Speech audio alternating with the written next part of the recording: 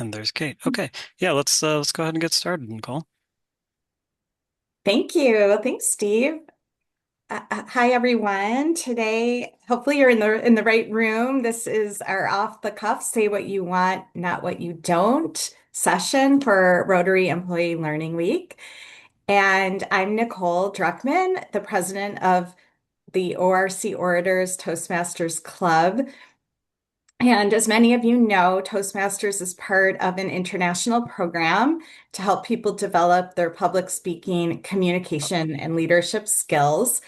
And as you can tell from our name, this club, ORC Orators, is really your Toastmasters club here at Rotary International. And many of our members are and have been Rotary employees, yet we're also open to the larger community. And I am actually part of that larger community. I joined the club as an Evanstonian who found out about it. I should just let you know that we are recording. Something kind of went weird with my voice. Are you getting feedback? Um, okay. I did want to let people know that we're recording the first part of this meeting through Steve's presentation. So just letting folks know about that. Just a little personal, very short description of my story with ORC Orators is that I joined in 2017 because Toastmasters was recommended by my supervisor who had done it before, not through our club. And I wanted to feel more confident as a public speaker, both if it was behind a lectern or sitting around a table at work. Sometimes those questions you get and you're like struggling to how to answer them. And I found the club extremely effective. We meet twice a month on the first and third Thursdays from 12 to 1, and it's a really productive hour of being with other people, practicing these skills, communications, public speaking, leadership, and also having a really good time while doing it. So I just wanted to share how I ended up here. And now I'm going to transition to my role as Toastmaster of this meeting. And the Toastmaster is really the director or MC of the meeting, keeping track of time and just sort of everything that needs explaining and sort of directing things. So without further ado, I want to talk about our speaker today and turn it over to Steve. And then we'll all have a second part of the meeting, which will be more around some interactive activity as well as some open discussion. So Steve Sundstrom on my screen, he's at the top, Thank you. joined Toastmasters in 2007 while living in Japan. In 2014, he joined the ORC Orators Club. The same year, he started as Regional Grants Officer at Rotary International. He is a past president of our club. I think he's done other roles, many other roles as well, and currently an area director for Toastmasters District 30. Today, Steve will present some ideas for icebreakers and brainstorming sessions. His speech title is Can I Get a Volunteer? Building an Environment for Open Communication. So please join me in welcoming Steve Sundstrom to our virtual stage. Thanks, Steve.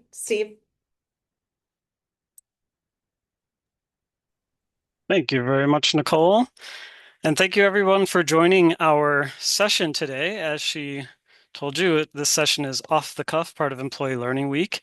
And the Toastmasters Club ORC Orators put some things together to talk about how we can build an environment for open communication. We are recording the session as requested by People and Talent, but actually I'm just going to record the first half, my presentation, and a little bit later, we're going to ask for participation. I'm going to just stop recording for that, so just so you're aware. But even during my presentation, I'll ask people to turn on their cameras if you can, but we'll have options for if you want to leave your cameras off, because this is going to be somewhat participatory. As you can see, my speech here that I'm going to give you, my presentation is titled, Can I Get a Volunteer? And we have how many people? 39 people on this call right now. It's kind of hard for me to ask everyone all at once. So can I just get one volunteer to represent the entire group? All right, Angela. Perfect. Now, Angela, I believe you have also been in Toastmasters or currently a Toastmaster, so I'm very happy to see you raise your hand. Now, can you tell me in one word how I am doing today? Good. All right, thank you very much, Angela. Now, that was not even a setup, but that is pretty much what I was expecting.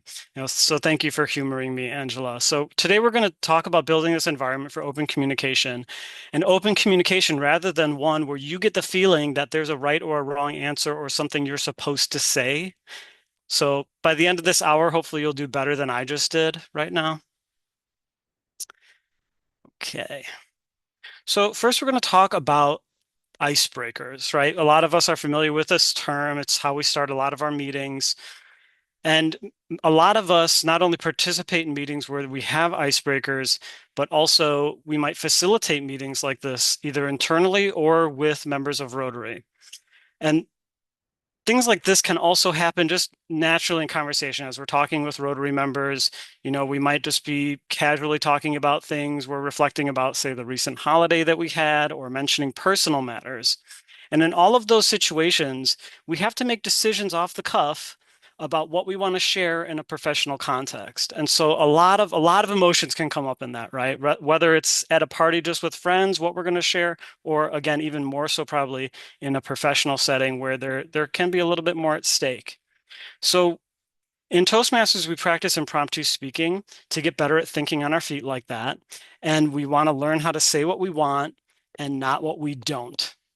All right, so let's look at this situation where we have a speaker. We're going to see if we're going to open the door or we're going to keep the door closed, and we're going to ask a question. And the first question is, tell us about your most embarrassing experience. Now, this is a lot right out of the gate. I think everybody can agree. So I don't know that I'm going to ask for a volunteer to tell me your most embarrassing experience.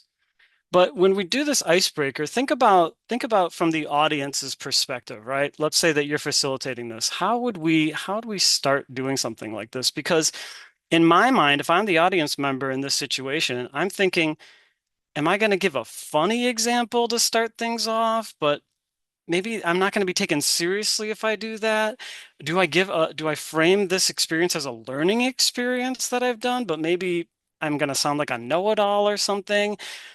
What if I share a funny story, but I come to regret it afterwards? Or, it's a little bit off base, which what I presented earlier, I might be feeling like this isn't what I'm expected to say. I don't know quite how to gauge this situation, right?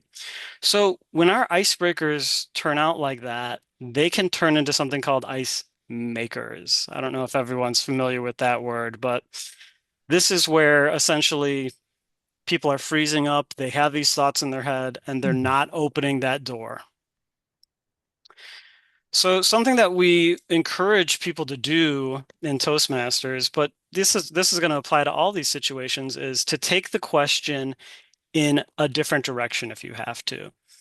You're going to keep it in a professional context if you want to, but these are some of the things that we want to consider if we are participating in that and if we're facilitating a meeting like that. So let's see. Okay, so to do this, I want to introduce this concept called productive failure. We want to create an environment where people feel that it's safe to fail. And this is a concept that was introduced by Professor Manu Kapoor. He has a great TED Talk. In fact, he has two of them. I encourage you to watch those if you haven't seen them. He is a professor at ETH Zurich and also the director of ETH Zurich in Singapore, professor of learning sciences and higher education. And he has shown with a lot of evidence that rather than instruction, if we design our meetings to allow for safe, intentional, and deliberate failure, it really can bring about transformation. So if we look at how we can design some of our meetings from this lens, we may find that some of these small changes that we make, even in just designing an icebreaker at the beginning of our meetings, can go a long way in creating that collaborative environment that really does invite open communication. So just really quickly, I want to give an example that Professor Kapoor gives to illustrate this concept.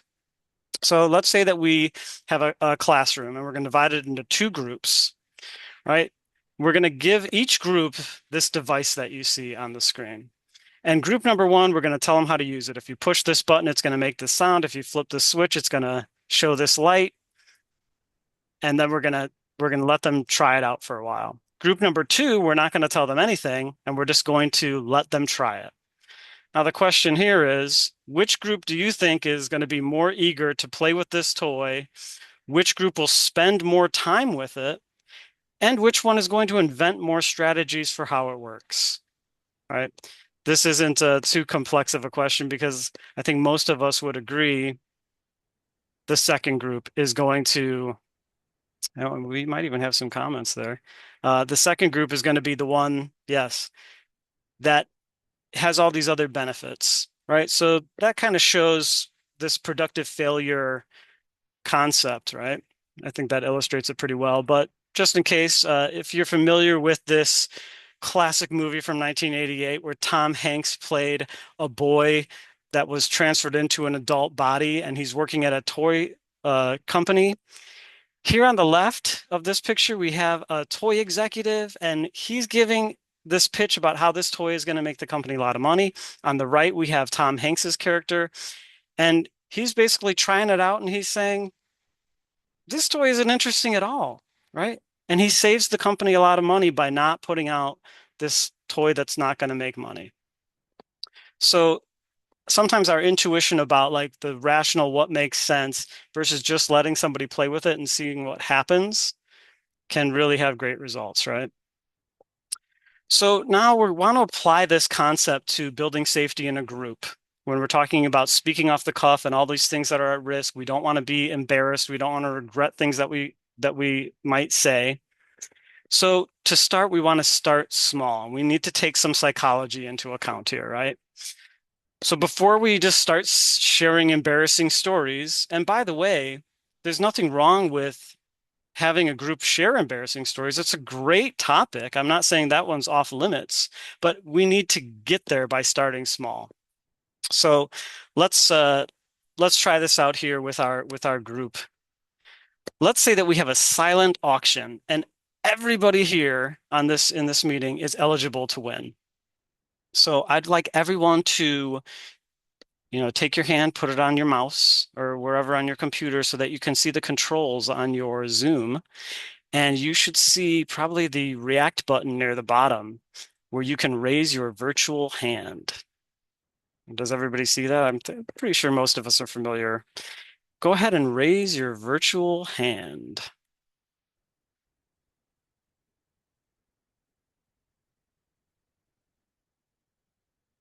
All right, we're getting close. 28, 29 out of 40 people.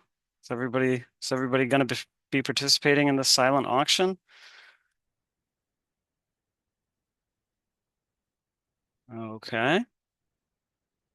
Well, we've got 33. I think we're doing pretty well. Hopefully, nobody's stuck there. If you're busy, maybe you're eating lunch and you don't have time to click the button. That's okay too. So here, we're just starting small by having people participate quietly, right? There's not a big ask here, but we have people to start participating. Now, let me say that the auction prize is a gift basket, and it's a gift basket for an enjoyable night in on a cold night, right? Just like tonight. And now at this point, we want to acquaint people. I'm going to take this to the next level. Uh, okay. And acquaint you with a simple choice, right? Simple choice. The first choice is the gift basket that has everything you need for a great movie night at home. And in another basket, we have a great night in for curling up with a good book. Now, if you want let's just go with the movie night basket, keep your hand up.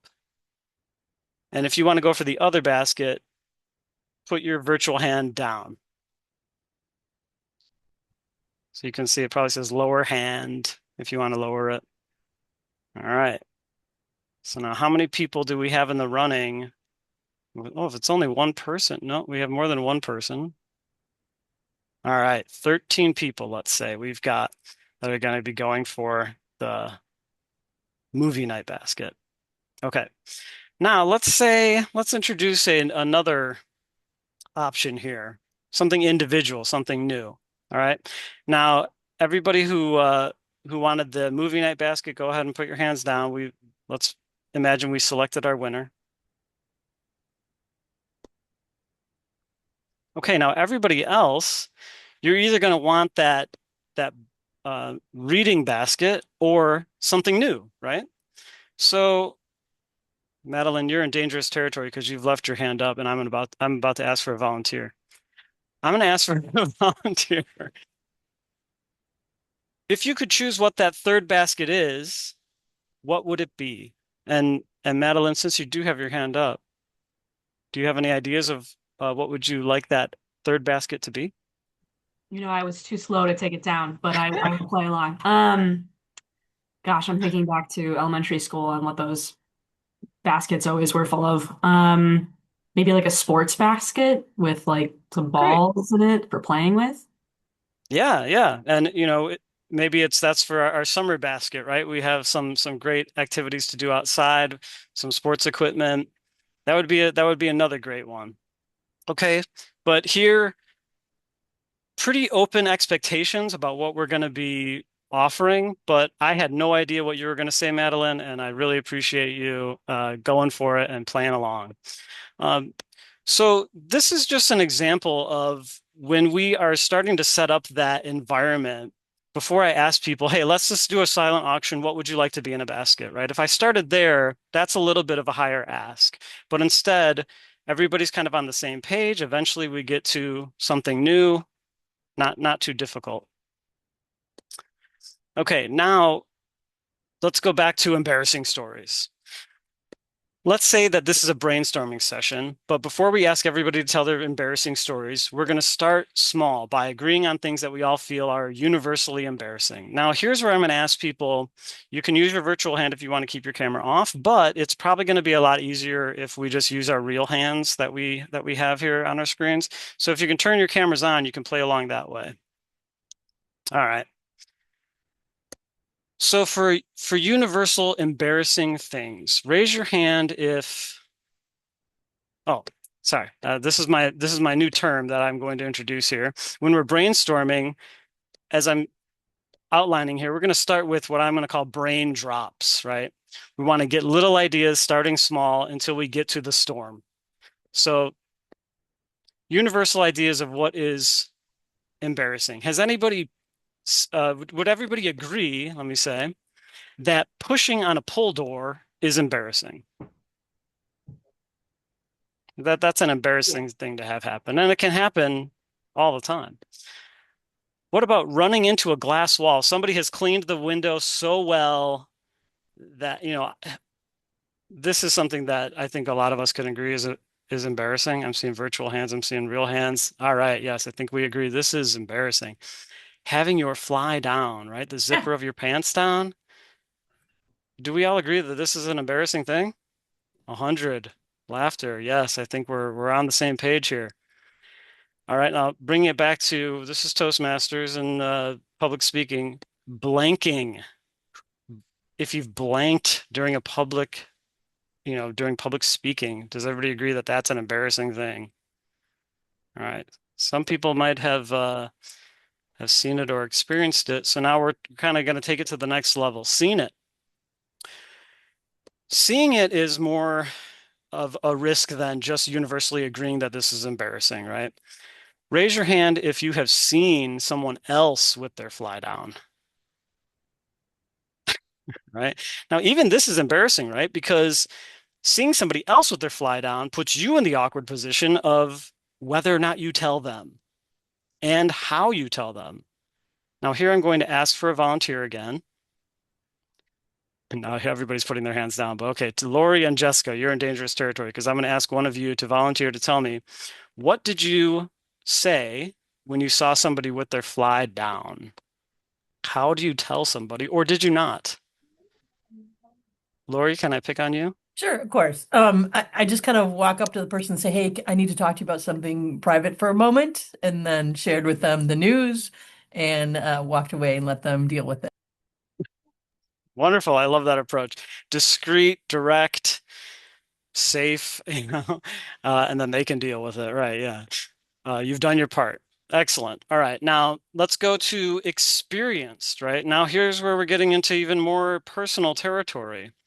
Blanking during public speaking. Who has done this? I'm pretty sure anybody who's been in Toastmasters, anybody who has spoken to Rotarians at an event, maybe every single one of us in this meeting has probably experienced this, right? But who wants to actually talk about it? I think most of us would rather just forget it ever happened. But this consistently is shown as one of the things that prevents us from doing public speaking to begin with. So it's obviously a pretty embarrassing thing. I see, Megan, you have your hand up still. And what I'm going to ask from you is to tell us what you, if you have blanked, if you've experienced it, what you learned from it.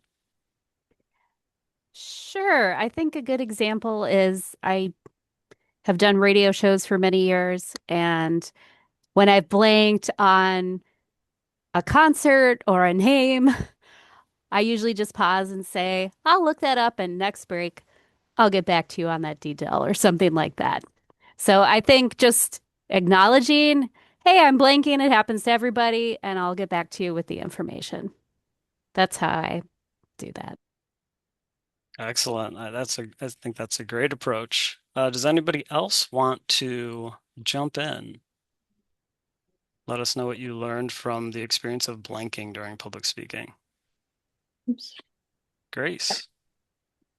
Yeah, so at Toastmaster, it was a very safe environment. So my blanking out, it gave me a little chance to kind of like reset and realize, okay, everything's okay. I can continue to go on to the next thing that I'm about to say. But it was a little scary at first. You're just like, oh no. But on the other hand, it's a safe environment and I can just keep going. So kind of like after blinking, just keep going, pick up yourself and go to the next thing.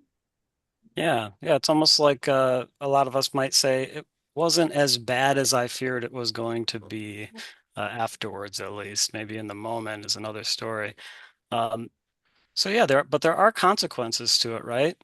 Um, I would say there's blanking, there's consequences to that, and then there's also blurting, right? So we want to avoid saying something so we don't say anything at all, or we say something that we didn't want to say, and there's consequences to that as well. But back to productive failure, this is why it's really important for us to create environments where it is safe and we can create places where it's intentional for us to make some mistakes, say something that we're like, I don't know if that was okay, or blank.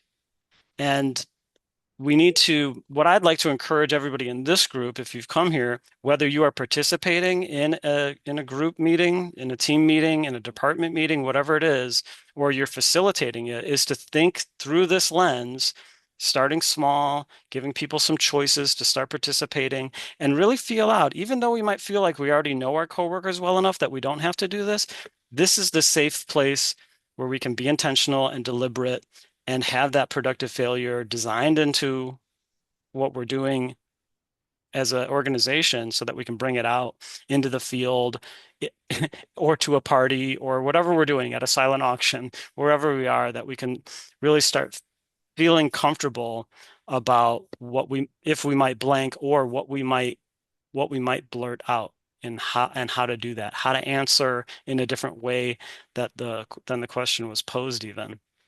So I'm going to hand this back over to Nicole, but before I do, I just wanted to let everybody know again, this is basically what Toastmasters is designed for. I know a lot of people have been in Toastmasters a little bit. We meet twice a month for an hour from 12 to 1 during lunch. It's virtual, so it's pretty easy. And every single time you have a chance to try this out. We do table topics, which is impromptu speaking. And we let people facilitate, which you can make mistakes in facilitating, right? You put up the wrong slide, you forget you're on mute or whatever it is. And the more we do it, we start dropping some of that fear, but we also learn how to design intentionally. so that people can be in a good place for productive failure. So I'm going to hand it back over to Nicole, and now I will stop recording, and we'll have a chance to do some more speaking as a group. Nicole, back to you. Thank you, Steve. Thank you so much. That was a really helpful speech, very informative, and even just doing the speech created this warm environment within this very meeting. So thank you. And yes, we are going to go turn to impromptu speaking. And Sarah Afzal, Sarah, am I saying your last name correct? Yeah. Will be leading us in some impromptu speaking exercises. And just, knowing that this is a kind of speaking that we're tasked to do so often in life at work or and beyond in our personal lives. But before I hand it to Sarah, I just wanted to also acknowledge we have several of our Toastmaster club members on this call right now. So thank you to them